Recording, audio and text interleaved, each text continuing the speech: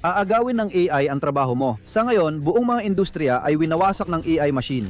Nawawala ang mga trabaho habang napapalitan ang mga manggagawa ng tao ng mga automated na algorithm na kayang gawin ang parehong gawain ng mas mabilis, mas epesyente at mas mahalaga, mas mura. Nakita na natin ito sa pananalapi, sa pangangalaga ng kalusugan, sa serbisyo sa customer, sa logistics at sa pagmamanupaktura. Isa-isa, kinukuha ng AI ang mga trabahong inakala ng milyon-milyong tao na hindi kayang palitan. Pero may isang propesyon na tila hindi apektado ng pagbabago. Aboga siya. O yun ang akala ng mga abogado. Mula pa noong dekada 60, umaasa na ang mga law firms sa tinatawag na billable hour. Sinigil ng mga kumpanya ang kanilang mga kliyente hindi kada kaso, kundi kada oras. Hindi lang binabayaran ng mga kliyente ang kaalaman ng kumpanya, kundi pati na rin ang oras na ginugol. Ang pagbubusisi sa mga kontrata, paggawa ng mga dokumento, at paghahanap sa mga partikular na file o legal na precedent ay lahat nangangailangan ng oras. Bawat oras ay itinatala, minumultiplika sa isang nakatakdang rate at pagkatapos ay sinisingil sa kliyente na masayang nagbabayad, naniniwalang bawat segundo ng oras ng kumpanya ay kailangan-kailangan. At iyan ang dahilan kung bakit naging napakahalaga ng industry ng batas. Iyan din ang dahilan kung bakit ang pinakamalalaking kumpanya ay nakakakolekta ng napakalaking kita taon-taon. Ang publiko ay naniwala sa ilusyon ng pinakamagagaling na legal na isipan ay walang tigil na nagtatrabaho sa kanilang mga kaso. Sa likod ng mga eksena, iba ang kwento. Ang ilusyon ay puro palabas lamang.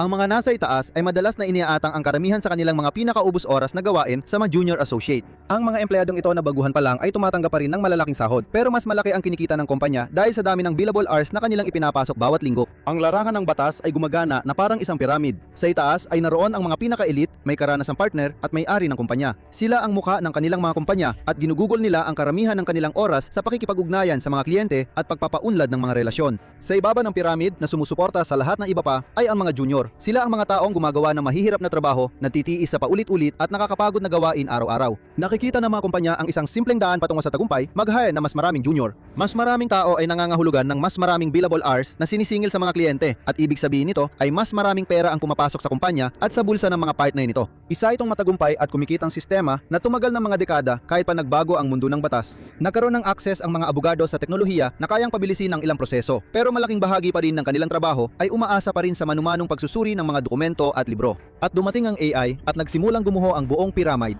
Sa buong larangan ng batas, gumagawa ang mga partner ng mga desisyong ilang taon lang ang nakalipas ay hindi sana ituturing na luhikal ilang taon lang ang nakalipas. Nahihirapan ng makahanap ng trabaho ang mga bagong graduate dahil iniiwan na ng mga kumpanya ang matagal ng istilong patuloy lang sa pagkuha ng empleyado na dati nilang naging epektibo. Ang Clifford Chance, isa sa pinakamalalaking law firm sa mundo, ay nagtanggal ng 12-12 ng posisyon. Ang PwC, isa pang higante, ay hayagang nagsabi na ang pag-USB ng AI ay magre-resulta sa mas kaunting manggagawa na kukunin. Buong mga kategorya ng legal na trabaho ay mayon hinahawakan na, ina-automate at ina-optimize na ng AI. Ang isang industriya na nakabatay sa paniniwalang bawat oras ay napakahalaga ay ngayon napipilitang harapin ang bagong realidad kung saan ang bawat oras ng trabaho ay maaaring mapaliit sa ilang pindot lang at isang algorithm. Nakita na ng mga partner kung ano ang kayang gawin ng AI at nagdulot ito sa kanila ng isang dilema. Magpapatuloy ba silang kumuha ng mga bagong junior na empleyado o yayakapin na lang nila ang AI at hayaang ang teknolohiya ang gumawa ng mga paulit-ulit na gawain? Halata naman ang sagot. Ang isang first-year associate sa isang malaking law firm na yon ay may tinatayang base salary na humigit kumulang $135,000 hanggang $235,000. Hindi pa kasama dyan ang mga bagay tulad ng bonus, healthcare at iba pang gastusin na may kinalaman sa opisina, kagamitan. May ilang kumpanya na sumasagot din sa ilang gastusin na may kinalaman sa postgraduate education ng mga junior na empleyado. Sa loob ng maraming taon, hindi naman talaga mahalaga ang presyo pagdating sa kita ng kumpanya. Kahit gumastos ng $250,000 para sa sahod ng isang junior associate, ang parehong empleyado ay nakakalikom ng ilang ulit pa ng halagang iyon sa pamamagitan ng billable hours. Sila ay parang mga sariling unit sa loob ng napakakumikitang mga pabrika, tuloy-tuloy sa paggawa ng maraming trabaho at nakakalikha ng mas malaking pera kaysa sa ginagastos para patakbuhin sila. Ngayon, pwedeng mag-upgrade ang mga kumpanya sa isang pabrika na 1,000 beses na mas mabilis, kayang mag-operate ng buong araw at gabi at mas mahalaga, mas mura ang pagpapatakbo. Ang isang junior associate ay nagkakahalaga ng $235,000. Ang isang ChatGPT Plus subscription ay nagkakahalaga lang ng $20. Sobrang laki ng pagkakaiba para balewalain ng kahit sino. Bakit pa mag-aabala ang kahit anong matinong kumpanya sa paghanap ng talento, pag-hire ng mga junior associate, pagbabayad para sa kanilang edukasyon, pagsasanay sa kanila, paglalaan ng opisina para sa kanila, at pagkatapos ay pagbabayad ng mga 6-figure na sweldo sa kanila? Kung pwede naman nilang gamitin ang AI para gawin lahat ng ito sa mas maliit na halaga. Kahit pa sobrang tutok at maayos ang trabaho ng tao, limitado pa rin ang dami ng impormasyong kaya nilang iproseso sa isang pagkakataon. Ang karaniwang manggagawa ay kailangang gumugol ng mga 2 minuto sa bawat pahina. Ilang oras na trabaho yon para sa isang dokumentong may 100 pahina. Samantalang ang AI kayang mag-review ng 1,000 kontrata sa loob lang ng ilang oras. Iyon ay 75% na pagbawas sa oras, kaya nitong magtrabaho ng mas mabilis kaysa sa buong team ng mga legal na eksperto at hindi nagkakamali tulad ng mga abogadong pagod na sa trabaho. Isang saglit lang ng pagkakamali mula sa isang baguhan ay maaari magdulot ng pagkakaligtas sa isang mahalagang detalye o pagkakamali na magreresulta sa pag-aaksaya ng oras at pera ng kumpanya. Wala ang problemang yon sa AI, pero hindi ibig sabihin na hindi na mahalaga ang mga abogado. Kailangan pa rin ang mga nasa itaas. Ang kanilang natatanging kakayahan at karanasan ay kasing halaga pa rin ng dati. Pero ang trabaho ng mga tauhan sa ibaba, ang paulit-ulit na gawain na nagsisilbing pundasyon ng lahat ay hindi na kinakailangan. Madaling makita kung bakit maraming law firm ang nakikita na walang ibang opsyon kundi mag-invest sa AI at bawasan ang mga entry-level na posisyon. Hindi ito isang bagay na pinipili o pinagpapasyahan ng mga law firm at mga partner. Ito ay isang bagay na ipinipilit sa kanila. Kailangan nilang sumabay at mag-adapt sa bagong legal na kaayusan kung gusto nilang mabuhay. Nagbabago na ang billable hour. Hindi na nila pwedeng singilin ang mga kliyente ng daan-daang dolyar kada oras para sa mga gawain na kayang tapusin ng computer sa loob ng ilang segundo at halos wala pang halaga. Alam na rin ng mga kliyente ang bagong realidad na ito. May mga ulat na rin na tumatanggi na sila magbayad para sa mga bagay tulad ng pangunahing legal na pananaliksik at pagrepaso ng mga dokumento. Tulad ng sinabi ng isang may-ari ng business litigation firm mula sa California, ang totoo ay sinisingil ng mga abogado ang mga kliyente para sa maraming gawain na mas maganda at mas episyenteng magagawa gamit ang automation o AI. Kapag napagtanto ito ng mga kliyente, tatanggi silang magbayad sa mga abogado para gawin ang mga gawain na kayang-kayang gawin ng computer ng halos walang gastos. Nawala ng malaking pinakukunan ng kita ang mga legal na kumpanya, pero nakatuklas sila ng kasangkapan na makakatipid sa kanila ng maraming oras at pera. Ang buong sistema sa larangan ng batas ay binabago na sa harap mismo ng ating mga mata. Ang mga tao sa itaas ay isinakripisyo ang mga tao sa ibaba hindi lang para mapanatili ang kanilang mga trabaho, kundi para lalo pang maging makapangyarihan. Ang mga tao sa tuktok ng piramid ay tila lalo pang yayaman dahil sa lahat ng iyan ay sa kabila ng katotohanang hindi na kayang singilin ng kanilang mga kumpanya ang mga kliyente para sa napakaraming oras ng paggawa ng mga papeles. Hindi na nila kailangang harapin ang dagdag na gastos, ang presyo o ang mga pasanin na kaakibat ng pagkuha at pamamahala ng mga associate. Ang mga legal na professional na ito na para mga apex predator ay maaari nang maabot ang hindi pa nararating na antas ng produktibidad. Isang elite na partner lang ang kayang gawin ang trabaho ng buong kumpanya ng mas mabilis at mas madali kaysa sa kanilang inaakala. Maaari nilang ipunin ang bawat sentimo ng kita na kanilang nalilika sa proseso dahil wala nang kailangang mapunta sa mga mas mababa sa kanila. Ngunit habang yumayaman ang mga predator, ang lahat ng iba ay naghihirap. Ang mga tao sa gitna at sa ibabang bahagi ng mga legal na kumpanya ay malapit nang makita na mawawala ang kanilang mga oportunidad para umangat sa isang iglap. Ang mga abogadong nais lang magpatuloy sa kanilang karera at gawin ang mga nakakapagod. Ngunit kailangang bahagi ng legal na trabaho ay napipilitang lisanin ang industriya. Wala silang masasandalan o sasalo sa kanila. Upang pagtakpan ang matinding kalupitan ng hakbang na ito, gumawa ang legal na industriya ng isang uri ng panlilinlang. Isang bagong landas ng karera ang minadaling buin. Ang legal engineer. Nakakakit pakinggan sa una, parang prestihiyoso pa nga. Isang posisyon na pinagsasama ang legal na trabaho at technological na kausayan, isang propesyon sa batas para sa panahon ng AI. May mga tao nang nagsisikap na magpakalat ng hype at kasabikan tungkol sa bagong trabahong ito. Ibinibenta nila sa mga estudyante ang ideya ng isang uri ng hybrid na karera kung saan maaari nilang tuklasin ang mga bagong teknolohiya habang isinusulong ang kanilang hilig sa katarungan. Mukhang positibo rin ang mga numero sa likod ng papel ng legal engineer. Ipinapakita ng datos ng paggamit ng AI sa mga legal na kumpanya ay tumaas mula 19% hanggang 79% mula 2023 hanggang 2024 lamang. Sumabog din ang job market para sa mga legal engineer ng ganoon kalawak. Kung susuriin pa, may ebidensya ring nagpapakita na karamihan sa tinatawag na mga engineer ay inilalagay sa sales at customer success departments ng mga vendor ng legal na teknolohiya. Hindi sila mga abogado. Halos hindi nga sila pumapasa bilang mga legal na profesional. Sila ay mga salesmen na naka-Amerikana, katumbas sa industriya ng batas ng isang taong dating doktor o gustong maging doktor pero nauwi lang bilang pharmaceutical rep. Ang mga papel na yan ay nakatuon lang sa pagpapatupad ng software. Nandyan sila para pabilisin ang otomasyon ng industriya ng batas. Ang buong karerang yan ay parang modernong Trojan horse. Ang mga taong sana ay maglalaan ng kanilang buhay sa mga kaso sa korte at sa sistema ng hustisya ay napupunta sa mga posisyon na sumisira sa kanilang mga ambisyon. Niloloko sila para gumanap ng pangunahing papel sa pagsira ng mismong industry yang mahalaga sa kanila. At alam ng mga nasa itaas kung ano talaga ang ginagawa nila.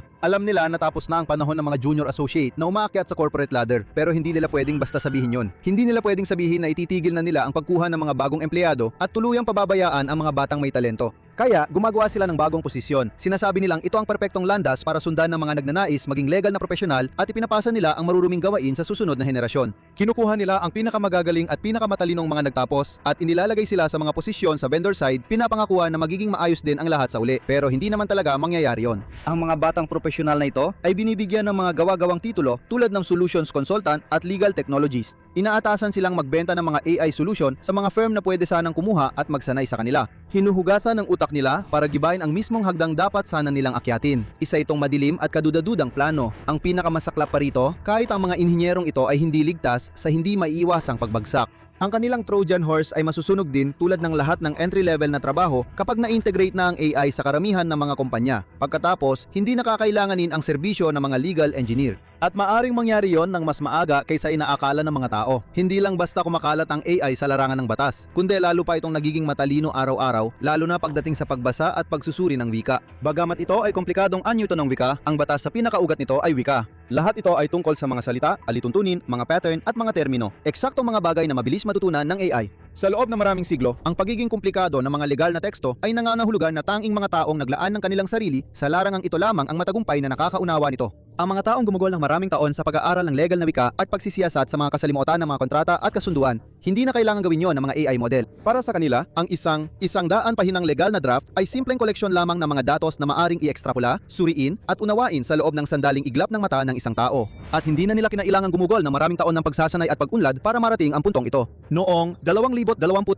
ilang buwan matapos ilabas sa publiko ang ChatGPT, pumasa si GPT-4 sa Uniform Bar Exam at pumasa ito ng mataas ang marka. Nalampasan nito ang karaniwang marka ng mga totoong nagtapos na abogasya. Pagsapit ng 2025, mas lalo pang umunlad ang AI. Ang O3 model ng OpenAI ay nakakuha ng A+ hanggang B na grado sa 8 final exams mula sa Universidad ng Maryland. Matagal bago napagtanto ng propesyon ng abogasya at ng mas malawak na mundo. Pero ang totoo, mula nang umiral ang AI, nakatakda na ang magiging kinabukasan ng sektor. Nakatakda ng mapahamak ang mga junior associate at ang mga kilalang partner ay iiwanan ang kanilang mga bagong empleyado kapalit ng mas murang generative na subscription. Pero ang problema sa kanilang paraan ay nakatuon lang ito sa panandaliang panahon. Dahil kung titigil ang mga kumpanya sa pagkuha ng mga junior associate, paano makakaangat ang susunod na henerasyon ng mga senior partner? Kung ang mga batang professional ay hindi ginugugol ang kanilang mga unang taon sa pagsasanay sa ilalim ng mga senior mentor, sino ang hahawak ng mga negosasyon sa boardroom sa loob ng 10, 20 o 30 taon mula ngayon? Wala ring sagot dyan ang mga nangunggunang partner ngayon. Mas malala pa, wala silang pakialam na maghanap ng sagot dahil patuloy pa rin silang kumikita, mas malaki pa kaysa dati. At dahil marami sa kanila ay magre-retiro na bago pa lumitaw ang malalaking problema, bakit pa sila mag-aalala?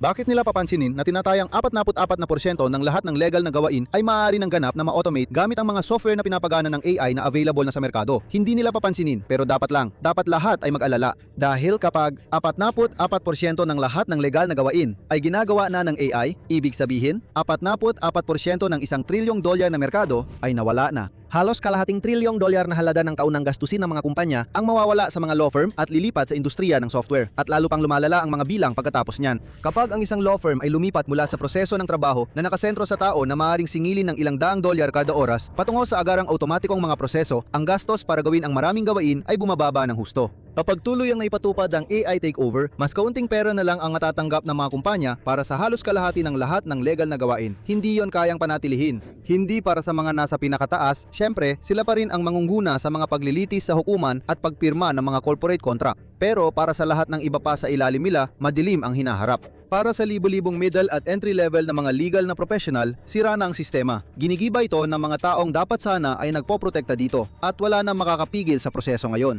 Kaya, papalitan ba ng AI ang mga abogado? Hindi lubos. Palaging kakailanganin ng propesyon ang isang antas ng human judgment. Patuloy pa rin kakatawanin ng mga tao ang kanilang mga kliyente, maging sa mga courtroom o sa mga negosasyon sa boardroom. Pero ang AI ay magbabago at binabago na nga ang industriya magpakailanman. Hindi lang sa pagpapabuti ng kausayan at pag-optimize ng mga workflow, kundi pati na rin sa pagbura ng buong mga karera. At hindi na sila muling makikita pa. Gusto man natin o hindi, narito na ang AI revolution. Pero ano-ano pa kayang ibang mga karera ang nanganganib? Panurin ang Top 20 Jobs AI Will Replace para malaman o i-click ang video na ito.